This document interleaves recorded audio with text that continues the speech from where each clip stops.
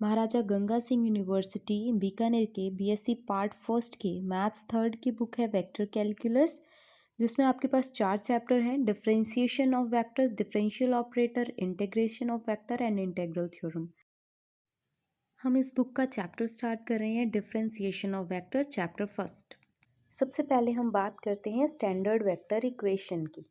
Question आता है कि आप सर्कल की स्टैंडर्ड वेक्टर इक्वेशन लिखें। तो इसके लिए आपको पता होना चाहिए कि सर्कल की पैरामीट्रिक इक्वेशन क्या होती है।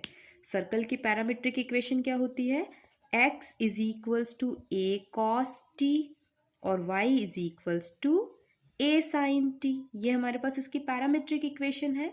अब अगर हमें इसकी स्टैंडर्ड वेक्टर इक्वेशन लिखनी है तो आपको ध्यान रखना है कि कभी भी स्टैंडर्ड वेक्टर इक्वेशन पूछा जाए तो वो इस तरीके से लिखी जाती है, r vector is equals to x i cap plus y j cap plus z k cap. यहाँ हमारे पास x की वैल्यू है a cos t और y की वैल्यू है a sin t। तो सर्कल की वेक्टर स्टैंडर्ड वेक्टर इक्वेशन क्या हो जाएगी? a cos t i cap plus a sin t j cap. और अगर z हमें नहीं अवेलेबल, वैसे भी सर्कल 2 डायमेंशनल होता है तो हमने x और y रख दिया, दैट मीन्स यहाँ पर k का कोफिशिएंट क्या हो जाएगा?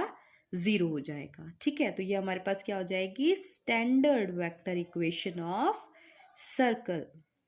यहाँ पर a क्या है? कांस्टेंट है और t क्या है? हमारे पास स्केलर है। ओके, a हमारे पास एक कांस्टेंट है, ये भी कांस्टेंट, ये a कांस्टेंट है और ये t क्या है? हमारे पास पैरामीटर है। ओके, अब सेकंड क्वेश्चन अगर आपसे पूछे कि standard vector equation of ellipse,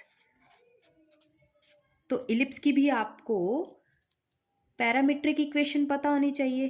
parametric equation होती है x equals to a cos t और y इज इक्वल्स टू होता है b sin t।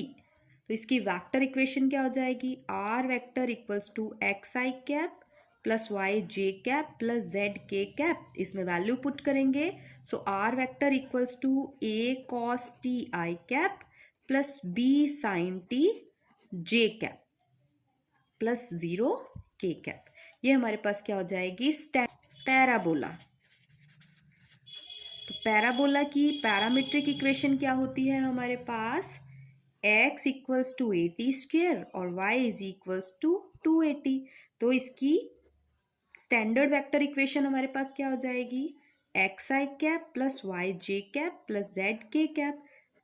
So this is 80 square i cap plus 280 J cap plus 0 k cap. इनमें से कोई भी एक इक्वेशन आपके पास एग्जाम में पूछी जा सकती है। तो स्टैंडर्ड वेक्टर इक्वेशन सर्कल की पूछे तो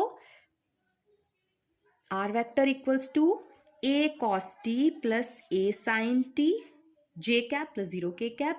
इलिप्स की आपके पास हो जाएगी r vector a cos t i cap plus b sin t j cap plus 0 k cap. और पैराबोला की हमारे पास हो जाएगी r vector equals to 80 square i cap plus 280 j cap plus 0 k cap. Now we will start differentiation of vector exercise first is examples. Exercise first a और first example है इसका, r vector is equals to a cos t i cap plus a sine t j cap plus t k cap. Find the following. इसके a part में हमें find करना है d r by d t, b part में d r by d t का mod, c part में d two r by d t square और fourth part में इसका सेकेंड डेरिवेटिव का मॉड फाइंड करना है। सो हम इसके फर्स्ट पार्ट पे चलते हैं। आर वेक्टर क्या दिया हुआ है हमें? a cos t i cap plus a sin t j cap plus t k cap. अगर हम इसका डिफरेंशिएशन करना चाहते हैं तो हमने लेफ्ट हैंड साइड में ऑपरेटर लगाया है d by d T, right hand side में भी ऑपरेटर लगाएंगे d बाई डी टी। ये आ जाएगा हमारे पास। अब आपको पता है कि जो डिफरेंशियल ऑपरेटर है वो लीनियरिटी की प्रॉपर्टी को सेटिस्फाई करता है। दैट मीन्स ये फर्स्ट टर्म में भी जाएगा, सेकेंड टर्म में भी जाएगा और थर्ड टर्म में भी। So d by d t a cos t i cap plus d by d t a sine t j cap plus d by d t t k cap. Direction पर कोई effect नहीं पड़ेगा differentiation का, that will remain the same, और ये जो constant है ये भी डिफरेंशिएशन से बाहर आ जाएगा। सो डिफरेंशिएशन हम किसका करेंगे, यहाँ कॉस टी का, यहाँ पर भी ए बाहर आ जाएगा, डिफरेंशिएशन हो जाएगा साइन टी का, और यहाँ पर भी डी बाई डी टी किसका करेंगे हम, टी का, और k cap will remain the same. Differentiation of cos t हमारे पास होता है minus sine t, so minus sine t i cap as it is. Sine का डिफरेंशिएशन होता है कॉस टी, और टी का डिफरेंशिएशन हो जाएगा 1, so this is d r by d t. अब सेकेंड पार्ट में, फर्स्ट पार्ट में हमें d r by d t find करना था। अगर आपको इसका पीडीएफ चाहिए तो डिस्क्रिप्शन बॉक्स में आपको टेलीग्राम का लिंक मिल जाएगा, आप उस ग्रुप को ज्वाइन करेंगे और वहाँ पर आपको इसके पीडीएफ अवेलेबल हो जाएंगे अगर आप इसके पीडीएफ लेना चाहते हैं तो। अब बात करते हैं हम इसके सेकेंड पार्ट में। सेकेंड पार्ट में हमें क्या करना है, d r by d t का मॉड फाइंड करना है।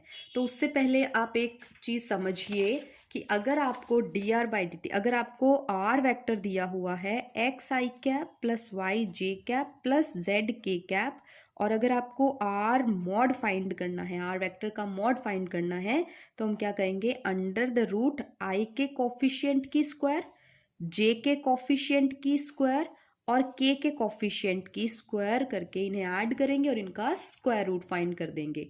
इसी तरीके से अगर हमें d r by d t का मॉड फाइंड करना है तो वहां पर भी हम क्या करेंगे, आई के कोफिशिएंट की स्क्वायर करेंगे, जे के कोफिशिएंट की और के कोफिशिएंट की स्क्वायर करके उन्हें ऐड करेंगे।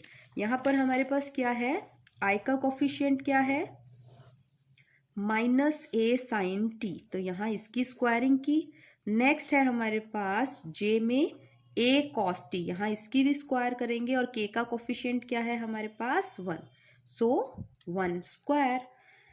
Now under the root a square sine square t plus a square cos square t plus 1 की स्क्वायर करेंगे तो 1 आ जाएगा। यहाँ से अगर हम कॉमन लेते हैं ए स्क्वायर को इन दोनों टर्म्स में से, तो हमारे पास आ जाएगा sine square t plus cos square t plus 1 as it is. Now under the root a square sine square t plus cos square t 1 होता है हमारे पास, तो इंटू 1 प्लस 1 यहाँ आ जाएगा हमारे पास under the root a square plus 1। ये हमारा क्या हो जाएगा, आंसर हो जाएगा इसके बी पार्ट का, d r by d t का मॉड। नेक्स्ट पार्ट है हमारे पास d two r by d t square. अब हमें क्या करना होता है d two r by d t square के लिए, देखो d two r by d t square ये सी पार्ट में फाइंड करना है हमें। तो d two r by d t square का मतलब क्या हुआ, D by d t find out हम कर चुके हैं, d r by d t उसका एक बार और डिफ्रेंसिएशन करेंगे। D two r by d t square का मतलब सेकेंड ऑर्डर डेरिवेटिव हम यहाँ फाइंड कर रहे हैं। एक बार डिफ्रेंसिएशन हम कर चुके हैं, एक बार इसका डिफ्रेंसिएशन हम और करेंगे।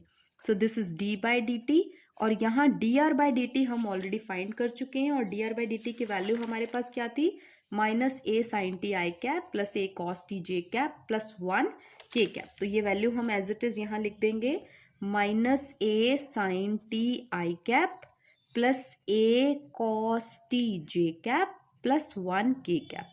क्या किया है हमने यहाँ पर d r by d t, r vector दिया हुआ था उसका एक बार डिफ्रेंसिएशन करके हम d r by d t find कर चुके हैं, और ये वैल्यू हमने यो की त्यों उतार दी है, एज इट इज ये वैल्यू हमने वहां पर पेस्ट कर दिया। अब इसका एक बार और डिफ्रेंसिएशन करेंगे तो हमारे पास सेकेंड ऑर्डर डेरिवेटिव आ जाएगा। वही same property D by d T first term के साथ, सेकेंड टर्म के साथ और थर्ड टर्म के साथ, तीनों के साथ जाएगी। So this is minus d by d t a sine t i cap plus d by d t a cos t j cap plus d by d t 1 k cap.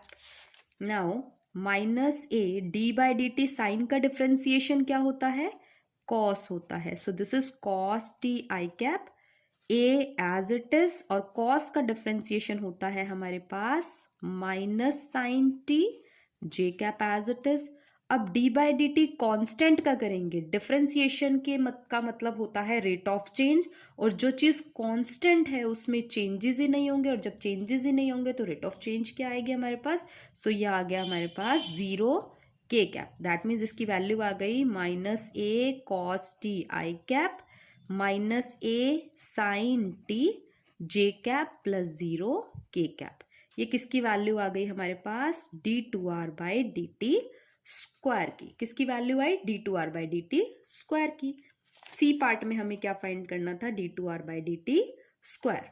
अब हम चलते हैं इसके डी पार्ट की तरफ, और D part में क्या फाइंड करना है इसके? D two r by d t square का mod.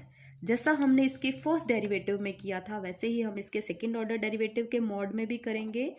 Under the root I के कॉफिशिएंट, आई का कॉफिशिएंट क्या है? माइनस ए कॉस टी, इसकी स्क्वायर करेंगे, फिर माइनस ए साइन टी, जे के कॉफिशिएंट की स्क्वायर, और फिर के कॉफिशिएंट।